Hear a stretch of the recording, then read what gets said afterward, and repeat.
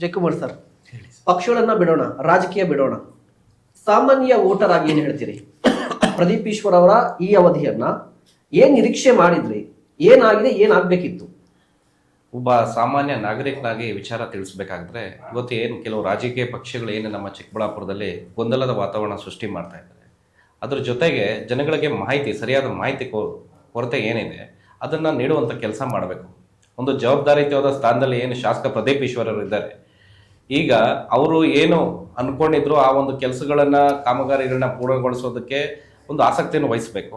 ಜೊತೆಗೆ ಈ ಒಂದು ನಮ್ಮ ಜ್ವಲಂತ ಸಮಸ್ಯೆ ಏನಿದೆ ನಮ್ಮ ತಾಲೂಕಿನಲ್ಲಿ, ಚಿಕ್ಕಬಳ್ಳಾಪುರ ತಾಲೂಕಿನ ವಿಚಾರಕ್ಕೆ ಬಂದಾಗ, ಈ HN ವ್ಯಾಲಿ ಯೋಜನೆಗಳು ಏನಿದೆ, ಇದರಿಂದ ಆಗುವ ದುಷ್ಪರಿಣಾಮಗಳೇನಿದೆ, ಇದರ ವಿಚಾರವಾಗಿ ಸದನದಲ್ಲಿ ಧ್ವನಿ ಎತ್ತಬೇಕು ಅನ್ನೋದು ಎಲ್ಲರ ಆಶಯ ಇದೆ.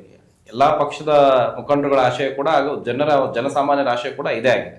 ಜೊತೆಗೆ ಇಲ್ಲೇನಾಗಿದೆ, ಒಂದು ಸತ್ಯಾಂಶನ ಹೊರತರುವಂಥ ಕೆಲಸ ಮಾಡಬೇಕಾಗಿದೆ. ಇವತ್ತು ಮೊನ್ನೆ ಕೂಡ ಸದನದಲ್ಲಿ ಮಾನ್ಯ ಕಂದಾಯ ಸಚಿವರು ಏನು ಹೇಳಿದ್ದಾರೆ, ಆ ವಿಚಾರಗಳನ್ನ ಕೂಲಂಕುಷವಾಗಿ ಪರಿಶೀಲನೆ ಮಾಡಿ, ಇವತ್ತು ನಮ್ಮ ಗೊಂದಲ ಏನು ಸೃಷ್ಟಾಗಿದೆ, ಈಗ ನಮ್ಮ ಸ್ನೇಹಿತರು ವಿಚಾರಗಳನ್ನ ತಿಳಿಸಿದ್ದಾರೆ.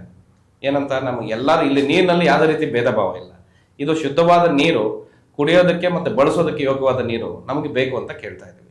ಅದೇ ರೀತಿ ಶುದ್ಧವಾದ ನೀರು ಕೊಡಬೇಕಾದಾಗ ಅದರ ಒಂದು ಯೋಜನೆಗಳೇನಿದೆ, ಎಲ್ಲಿಗೆ ತಡೆಯಾಗಿದೆ, ಅದನ್ನು ತರುವಂಥ ಕೆಲಸ ಆಗಬೇಕು. ಇವತ್ತು ನಾವು ಅನುದಾನಗಳು ಏನು ಬಜೆಟ್ನಲ್ಲಿ ಮೊನ್ನೆ ಘೋಷಣೆ ಆಗಬೇಕಾಗಿತ್ತು, ಅದು ಸರಿಯಾದ ಸಮಯಕ್ಕೆ ಅದು ಘೋಷಣೆ ಆಗಲಿಲ್ಲ. ಇದು ಎಲ್ಲರೂ ಕೂಡ ಒಂದು ಆಸೆಯನ್ನು, ನಿರೀಕ್ಷೆಯನ್ನು ಹುಟ್ಟಾಕಿತ್ತು. ಇನ್ನು ಮೊನ್ನೆ ಸಿದ್ದರಾಮಯ್ಯ ಅವರ ದಾಖಲೆ ಬಜೆಟಲ್ಲಿ ಇದು ಜನಗಳು ಕೂಡ, ನಾವೆಲ್ಲರೂ ಕೂಡ ನಿರೀಕ್ಷೆಯನ್ನು ಮಾಡಿದ್ವಿ. ಆದರೆ ಕಾರಣಾಂತರಗಳಿಂದ ಏನಿರ್ಬೋದು ಅದನ್ನ ಅವರೇ ಒಂದು ಕುಳಿತು ಜನಗಳ ಜೊತೆ ಚರ್ಚೆ ಮಾಡಿದಾಗ ಈ ಒಂದು ಸಮಸ್ಯೆಗಳ ಅರಿವು ಅವ್ರಿಗೆ ಉಂಟಾಗುತ್ತೆ. ಹಾಗಾಗಿ ಸಾಮಾನ್ಯ ಜನರಲ್ಲಿ ಬಹಳಷ್ಟು ಗೊಂದಲಗಳಿದ್ದಾವೆ. ಇಲ್ಲಿ ರಾಜಕೀಯದಲ್ಲಿ ಏನಾಗಿದೆ, ಇವತ್ತು ಚಿಕ್ಕಬಳ್ಳಾಪುರದಲ್ಲಿ ತಾವೆಲ್ಲರೂ ಮಾಧ್ಯಮಗಳಲ್ಲಿ ನೋಡಿದ್ದೀರಾ, ತಮಗೂ ಗೊತ್ತಿದೆ ಮಾಧ್ಯಮದವ್ರಿಗೆ, ಕೇವಲ ಆರೋಪ ಪ್ರತ್ಯಾರೋಪಗಳು ನಡೀತಾ ಇದೆ.